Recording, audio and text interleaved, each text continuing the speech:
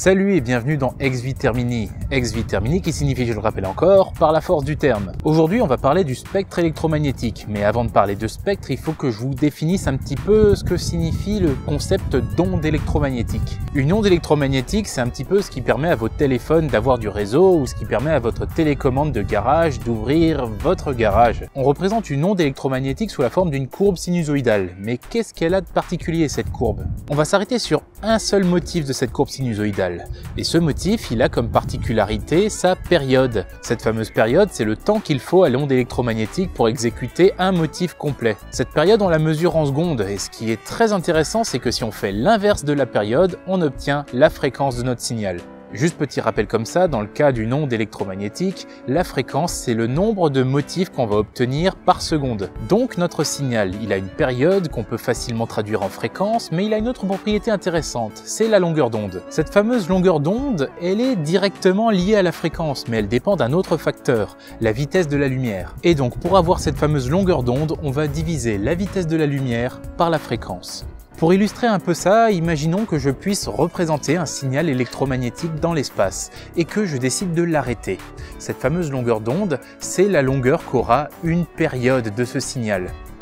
Maintenant qu'on sait ce que c'est un signal, passons donc au spectre. Le spectre électromagnétique, on peut le représenter sur un axe qui va de 0 à plus l'infini. En ce qui concerne les unités, on peut choisir soit la fréquence, soit la longueur d'onde, et en général, sur les meilleures représentations, on nous montre les deux. Mais si on regarde attentivement cette représentation, on peut remarquer quelque chose. Et oui, il existe une plage de fréquence ou de longueur d'onde, encore une fois, c'est au choix, qui est visible par l'œil humain. On appellera cette plage, je vous le donne en mille, le spectre visible. On retrouve ce fameux spectre visible entre 400 THz et 770 THz, ce qui est, admettons-le, une fréquence relativement élevée. Et donc notre spectre visible y est délimité par deux fréquences, celle des infrarouges, juste après le rouge, comme vous l'aurez deviné, c'est ce qui permet en gros aux lunettes de vision nocturne de fonctionner à peu près correctement, et de l'autre côté vous avez les ultraviolets, en général c'est ce qui vous fait regretter d'être resté trop longtemps dehors torse nu au mois de juillet. Mais c'est pas parce que tout le spectre n'est pas visible qu'on ne peut pas utiliser le reste. En effet, car si on regarde au tout début du spectre, on a les très grandes ondes de quelques hertz seulement. Et bien ces ondes, elles permettent aux sous-marins de communiquer avec la surface. Car quand vous êtes plongé dans l'eau, il y a à peu près que ces ondes à ces fréquences-là qui permettent de passer dans un sens. Et beaucoup plus rarement dans l'autre.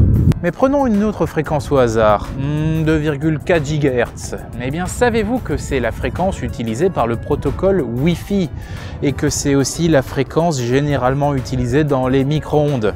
Je suis pas en train de vous dire que le Wi-Fi c'est dangereux, je vous dis juste de faire gaffe et de pas passer vos journées avec la tête collée contre une borne. Et si vous êtes le genre de personne à passer vos journées avec la tête collée contre une borne Wi-Fi, je suis désolé. Mais choisissons encore une autre fréquence au hasard, comme par exemple 800 MHz. Et bien c'est autour de ces 800 MHz qu'il existe une des bandes de fréquences régulièrement utilisées pour les protocoles GSM. Ouais, donc pour les plus jeunes d'entre vous, GSM ça fait référence au téléphone portable. Hein. Compris ? Et pour terminer là-dessus, je pourrais vous donner les deux axes qui nous permettent de choisir une fréquence plutôt qu'une autre pour un protocole donné. Les signaux électromagnétiques à basse fréquence ont généralement une bien meilleure portée, alors que les signaux électromagnétiques à haute fréquence peuvent potentiellement avoir un débit beaucoup plus élevé. Mais tout ça, j'aurai l'occasion de le développer beaucoup plus en profondeur dans une future vidéo dédiée à la télécommunication sans fil. Merci à vous d'avoir regardé cette vidéo. N'oubliez pas que vous pouvez toujours trouver des liens complémentaires dans la description. Maintenant, vous pouvez aussi me rejoindre sur les réseaux sociaux ou me poser vos questions sur mon compte Ask.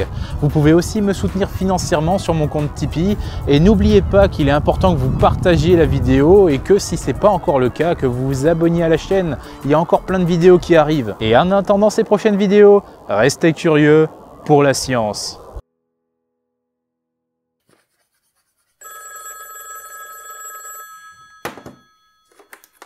Allô? Ah, c'est toi, oui, il fallait que je t'appelle aujourd'hui. Ouais, j'ai reçu les résultats d'attribution, on n'aura pas les nouveaux budgets pour l'accélérateur. Ouais, ça retarde pas mal de choses. Alors moi, je me suis dit, juste comme ça, j'allais reprendre un ancien taf. Oui, pour faire rentrer des sous dans les caisses. C'est du service à la personne. Ouais. Bon, ça paye plutôt bien. Par contre, il faut pas être trop regardant sur les horaires. Bon, justement, il faut que j'aille voir quelqu'un là. Donc moi je vais te laisser. Allez, à plus hein.